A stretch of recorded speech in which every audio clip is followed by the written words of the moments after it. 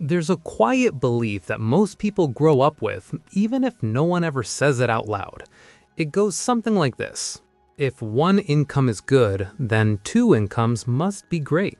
More money coming in should mean more freedom, more security, and a faster path to wealth. And on the surface, that logic seems impossible to argue with. Two salaries, two careers, two streams of income supporting one household. It feels like a built-in advantage, like a financial shortcut that should naturally put you ahead. But if that were entirely true, then something doesn't quite add up. Because across the United States and Europe, millions of dual-income households are still living paycheck to paycheck. They're earning more than previous generations ever did, yet somehow they feel just as financially stretched, sometimes even more. So the question becomes uncomfortable, but necessary. How can earning more money quietly leave you with less? To understand this, you have to look beyond income and start looking at behavior. Imagine a couple in their early 30s. Both have stable jobs, their combined income is solid, comfortably above average. When they first started working, things felt light. Rent was manageable, expenses were simple, and saving money didn't feel like a struggle. Then life started evolving. They moved into a better apartment. Not extravagant, just nicer, safer area, more space. It made sense. They could afford it now. They upgraded their car. Again, nothing extreme, just something more reliable, more comfortable. After all, they both commute. It felt justified. Vacations became a little more frequent. Dining out became a weekly habit instead of an occasional treat. Subscriptions stacked up quietly in the background. Furniture got replaced. Clothes got better. Convenience became normal. None of these decisions felt irresponsible on their own, but together they started forming something invisible, a new baseline. This is where the trap begins, because when two incomes enter a household, something subtle happens. Spending doesn't just increase, it adapts. Psychologists call this lifestyle inflation, but in dual income households, it tends to accelerate faster and embed deeper. Not because people are reckless, but because the extra income creates a false sense of safety. There's always a cushion, or at least it feels like there is. And that feeling changes how decisions are made. Instead of asking, can we afford this on one income? The question becomes, can we afford this with both incomes? That shift seems small, but it changes everything. Because now the household isn't just supported by two incomes, it depends on them. And dependence is where risk quietly grows. If one person loses their job, everything tightens instantly. If one wants to take a break, switch careers, or start a business, the entire financial structure resists it. Flexibility disappears. What looked like financial strength becomes financial rigidity. And here's the deeper issue most people don't see coming. When your lifestyle expands to match two incomes, you don't just spend more, you commit more. Bigger rent or mortgage payments, longer car loans, higher monthly obligations that don't shrink easily. These aren't expenses you can quickly cut back on. They're fixed, locked in. So even though income has doubled, freedom often hasn't. In many cases, it's actually decreased. Because now, both people have to keep earning, consistently, without interruption, just to maintain the same life. It's no longer about getting ahead, it's about keeping up. And this is where the psychological side becomes even more interesting. Dual income households often feel more secure, but they also take on more financial risk without realizing it. They stretch further because they believe they have more room. It's similar to how people drive faster on wider roads. The environment feels safer, so behavior becomes more aggressive. But the margin for error doesn't disappear, it just becomes less visible. Now consider what happens over time. Years pass, careers become more demanding, work stress increases, time becomes more limited, but the lifestyle stays fixed at a level that requires both incomes to sustain it. So even if one person feels burned out, they can't easily step back. Even if they want to pursue something different, they hesitate.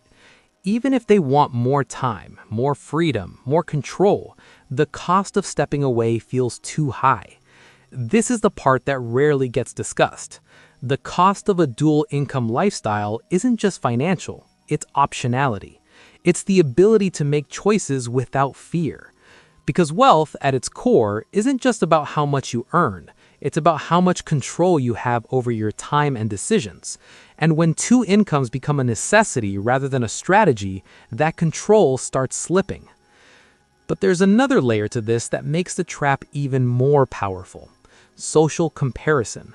When both people in a household are working, the social circle often shifts. Friends, colleagues, and peers are also dual income, and with that comes a new standard of living that feels normal. Nicer homes, better locations, frequent travel, upgraded lifestyles that seem reasonable because everyone around you is doing the same. So the pressure doesn't feel like pressure, it feels like alignment, like you're just keeping pace with your environment. But what's often hidden beneath that surface is that many of those households are also stretched, also dependent, also one disruption away from stress. It's a shared illusion of stability, and it reinforces the cycle. Because once your identity becomes tied to a certain lifestyle, stepping back doesn't just feel uncomfortable, it feels like falling behind. So people keep going, working more, earning more, spending more, but not necessarily building more. And that's the quiet paradox at the center of all of this. More income should lead to more wealth, but without intention, it often leads to more consumption instead. And once consumption becomes the default direction, the gap between earning and actual wealth starts to widen quietly. Because wealth isn't built in the moment where money comes in, it's built in the decisions about what doesn't go out. And this is where dual income households often lose their advantage without realizing it. Think about it this way. If a single income household earns $70,000 and manages to save $10,000 a year, they're building a habit of restraint. Their lifestyle is shaped around limitation, which forces intentionality. Every expense has to be justified. Every upgrade is considered carefully. Now compare that to a dual income household earning $140,000. On paper, they should be able to save significantly more, but in reality, many end up saving the same, or sometimes even less, not because they lack discipline, but because their entire cost structure has expanded to absorb the additional income. The extra $70,000 doesn't sit idle, it gets assigned, quietly, gradually, and often permanently. A slightly better home turns into a much larger mortgage. A reliable car becomes a financed upgrade. Convenience replaces effort. Time-saving services replace do-it-yourself habits. And slowly, the financial system around them becomes heavier. So even though they earn twice as much, their financial margin doesn't feel twice as wide. In some cases, it feels tighter. And here's where things become even more subtle. When both are working, time becomes more scarce.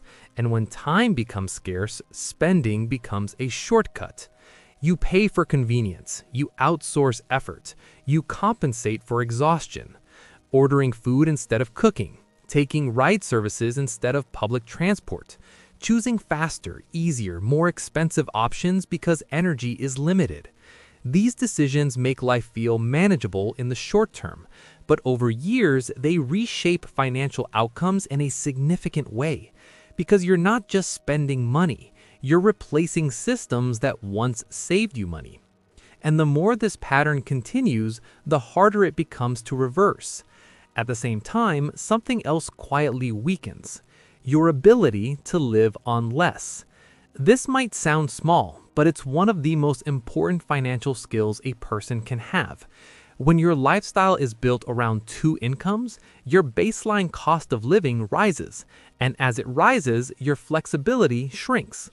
If something unexpected happens, like a job loss, a health issue, or a desire to step away from work, the adjustment isn't gradual, it's abrupt, because the system wasn't designed to operate on less. And this is where the hidden risk turns into real stress, not because income disappears, but because expenses don't. Now, this doesn't mean dual incomes are inherently bad. In fact, they can be incredibly powerful. Two incomes can accelerate investing. They can shorten the time it takes to reach financial independence. They can provide a buffer against uncertainty, but only if they're used intentionally. The difference between a dual income household that builds wealth and one that stays stuck isn't how much they earn.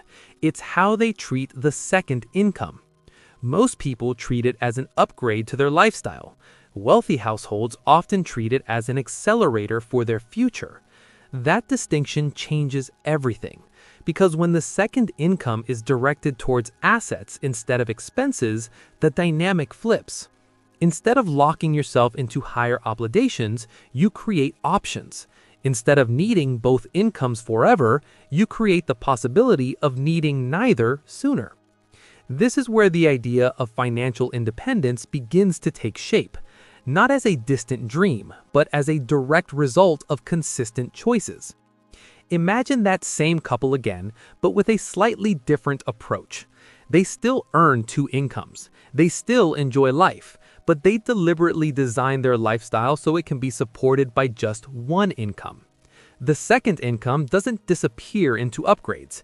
It flows into investments, savings, and assets that generate future income. At first, the difference doesn't look dramatic. Their home might be a little smaller, their car a little simpler, their spending a bit more intentional. But beneath the surface, something powerful is happening. They're building resilience. If one person loses their job, the system holds. If one wants to take a break, the system adjusts. If they choose to pursue something meaningful but less profitable, they have the space to do it. And over time, the gap between them and the typical dual income household grows wider, not in lifestyle, but in freedom. Because eventually their investments begin to produce income, their dependence on work decreases, their time becomes more flexible, and slowly the entire purpose of money shifts. It's no longer just about maintaining a lifestyle. It becomes a tool for designing a life. This is the part most people miss. The goal isn't to maximize income, it's to maximize independence. And dual incomes, when used correctly, can be one of the fastest ways to get there. But when used unconsciously, they can create a lifestyle that quietly traps you in place. So the real question isn't whether two incomes are good or bad. It's whether they're giving you more control or taking it away. Because at the end of the day, wealth isn't visible in your salary, your house, or your lifestyle. It's visible in your options. It's in your ability to say no without fear, to step back without panic, to choose differently without everything collapsing. And sometimes the biggest financial upgrade isn't earning more, it's needing less.